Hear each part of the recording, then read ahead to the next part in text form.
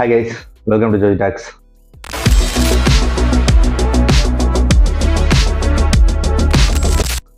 இன்னைக்கு நம்ம பார்க்க போற படம் Do Not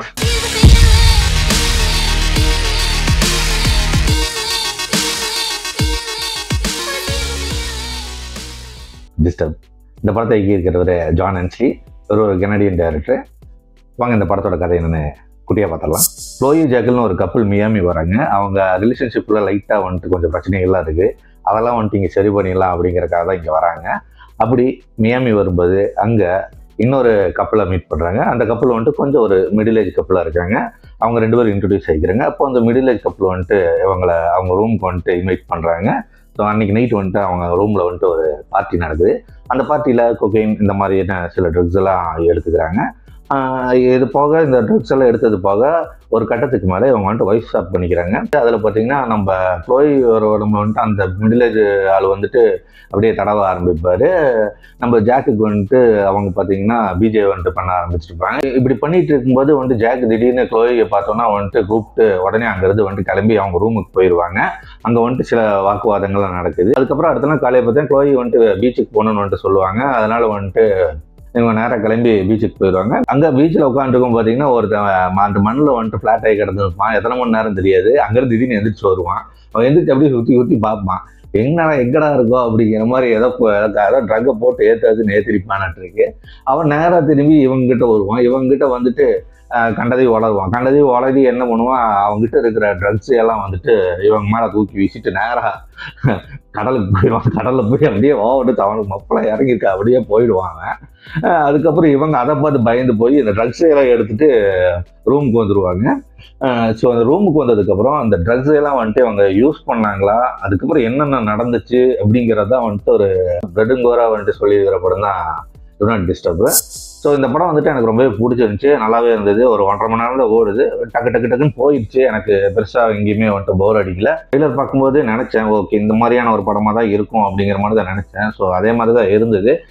இது போக பார்த்தீங்கன்னா ஃபர்ஸ்ட் ஹாஃப் ஃபுல்லாகவே பார்த்தீங்கன்னா அவங்களோட கான்வர்சேஷனு இந்த மாதிரி தான் போகும். அவங்களுக்குள்ள ரிலேஷன்ஷிப் இந்த பிரச்சனைகள்லாம் தான் போகும். செகண்ட் ஹாஃப் பார்த்தீங்கன்னா ரத்தமோ சதவீதமாக தான் அப்படியே இருக்கும், பயங்கரமாக இருக்கும். ஸோ இதில் பார்த்தீங்கன்னா முக்கால்வாசி படம் வந்துட்டு அந்த ரூம்குள்ளேயே, அந்த ஹோட்டல் ரூம்குள்ளேயே முடிச்சிடுறாங்க. அது வந்துட்டு போர் அடிக்காமல் வந்துட்டு பண்ணியிருக்காங்க. அது பெரிய விஷயம். ஸோ இதில் பார்த்தீங்கன்னா சில டைம்லாம் நம்மளாம் யோசிப்போம், அதெல்லாம் கனவாக இருந்திருக்கலாம் அப்படிங்கிற மாதிரி. அந்த மாதிரி தான் வந்துட்டு இந்த படத்துலேயும் வந்துட்டு தோண ஆரம்பிச்சுது. அதுக்கப்புறம் அவங்க வந்துட்டு அந்த ட்ரக் எடுத்ததுக்கப்புறம் அவங்க எப்போ தெளிவாக இருக்கிறாங்க, எப்போ வந்துட்டு போதையில் இருக்கிறாங்கன்னு அவங்களுக்கே தெரியாது. ஏன்னா அது பார்த்தீங்கன்னா கண்டினியூஸாக போயிட்டு இருக்கும். எனக்கு தெரிஞ்சு அவங்க அப்படியே அந்த போதையிலேயே தான் இருப்பாங்க, போதையிலேயே தான் பண்ணிட்டு இருப்பாங்க. ஒரு எக்ஸாம்பிள் பார்த்தீங்கன்னா நம்ம போயிட்டு வெளியே போய் சும்மா ஜாலியாக போயிட்டு வரலாம் அப்படிங்கிற மாதிரி சொல்லுவாங்க. இப்போ எங்கே போயிட்டு நீ வெளியே போகலாம் அப்படிங்கிற மாதிரிலாம் கேட்கும்போது பார்த்து ஜன்னல் திறந்தா பார்த்தா இருட்டாக இருக்கும். என்னடா அது இருட்டாக இருக்கா, எத்தனை நேரம்டா இந்த ரூம்குள்ளேயே இருக்கிறோம் அப்படிங்கிற மாதிரிலாம் சீனெல்லாம் இருக்குது. அந்த சீனே நிறைய சீன் அந்த மாதிரி இருக்குது. அதெல்லாம் வந்துட்டு ரொம்பவே சூப்பராக இருந்துச்சு. மியூசிக்குமே ரொம்ப சூப்பராக இருந்துச்சு. கேமரா ஒர்க் வந்துட்டு சூப்பராக நல்லா பண்ணியிருந்தாங்க. ஸோ வந்துட்டு இதெல்லாம் பார்த்தீங்கன்னா ரொம்ப காஸ்ட்லியான ட்ரக்ஸு அப்படிங்கிற மாதிரி நான் அவரோட இன்டர்வியூ பார்த்தேன். அதில் வந்துட்டு அவர் சொல்லியிருந்தாரு, இது வந்துட்டு இதெல்லாம் என்ன மாதிரியான ட்ரக்ஸு அப்படின்னு கேட்கும்போது பார்த்தீங்கன்னா அவர் ஏதோ வந்துட்டு அந்த சிந்தட்டிக் கோகேனு அப்படிங்கிற மாதிரிலாம் சொல்கிறாரு. ரொம்ப காஸ்ட்லியான ட்ரக்ஸு அப்படிங்கிற மாதிரி சொல்லியிருந்தாரு. அது பார்த்தீங்கன்னா நார்மலை விட வந்துட்டு ஒரு 10 மடங்கு ஸ்டஃப் உள்ளது அப்படிங்கிற மாதிரி சொல்கிறாரு. இவங்க வந்துட்டு அந்த சிந்தட்டிக் கோகேனு அந்த ஏதோ கேக்டஸ் மாதிரி ஏதோ வந்துட்டு யூஸ் பண்ணியிருக்காங்க, சாப்பிட்றாங்க போல். அதுக்கப்புறம் தான் இந்த மாதிரிலாம் நடக்குது. டைரக்ட் அந்த பேட்டியில் பார்த்தீங்கன்னா மெக்சிகோவில் வந்துட்டு இந்த மாதிரி வந்துட்டு ஒருத்தர் இருந்தார். அவர் வந்துட்டு படுத்துட்டு இருக்கும்போது ட்ரக் அடிச்சு படுத்துட்டு இருக்கும்போது பார்த்தீங்கன்னா எந்திரிச்சு பார்க்கும்போது வந்துட்டு அவர் கையெல்லாம் வந்துட்டு சாப்பிட்டு இருந்ததாக வந்துட்டு சொல்லியிருந்தார். ஏதோ உண்மையான கதை அப்படிங்கிற மாதிரி சொல்லியிருந்தார். ஸோ அதில் இருந்தால் லைட்டாக வந்துட்டு இன்ஸ்பயர் ஆகிருக்காரு என்னன்னு தெரியல. பட் இந்த படம் வந்துட்டு ஒரு மாதிரி ஒரு நல்ல ஒரு சைக்கலாஜிக்கல் ஹாரரை வந்துட்டு அதை வந்துட்டு நல்லாவே ப்ளே பண்ணியிருக்காங்க. இந்த மாதிரி படங்களுக்குலாம் அந்த பேயோ இல்லை ஏதாவது ஒரு மான்ஸ்ட்ரோ இந்த மாதிரி ஜம்ப் ஸ்கேர்ஸு அதெல்லாம் வந்துட்டு தேவையப்படாது. ஏன்னா வந்துட்டு இது 2 பேர்த்தோட டாக்ஸிக் ரிலேஷன்ஷிப்பை வச்சு வந்துட்டு இவங்க பயங்கரமாக காட்டிடுறாங்க. ஸோ இந்த படம் வந்துட்டு இலகிய மனம் படைத்தவர்கள் பார்க்க வேண்டாங்கிறத வந்துட்டு சொல்லிக்கொள்கிறேன். அதுக்கப்புறம் நான் என்ன வேணாலும் பார்ப்பேங்கிற கேங்ஸ் இருப்பாங்க, அவங்கெல்லாம் கோ அண்ட் வாட்ச் இட். ஒரு செகண்ட் ஹாஃபில் ஒரு பயங்கரமான ஒரு சம்பவங்கள் காத்துக்கிட்டு இருக்கு, தாராளமாக பார்க்கலாம். இந்த மாதிரியே ஒரு சிமிலரான ஒரு படம் வந்துட்டு நம்ம வந்துட்டு ரிவ்யூ பண்ணியிருக்கிறோம், வாட் யூ விஷ் ஃபார்ங்கிற படம். அதே மாதிரியான கதை தான் இதுவும் அப்படின்னு நினைச்சிடாதீங்க. அதே மாதிரியான கதையெல்லாம் கிடையாது. ரெண்டுமே வேற வேற கதை. சின்னதா ஒரே ஒரு விஷயம் மட்டும் ஒத்து போகும், மற்றபடி ரெண்டுமே வேற வேற தான்.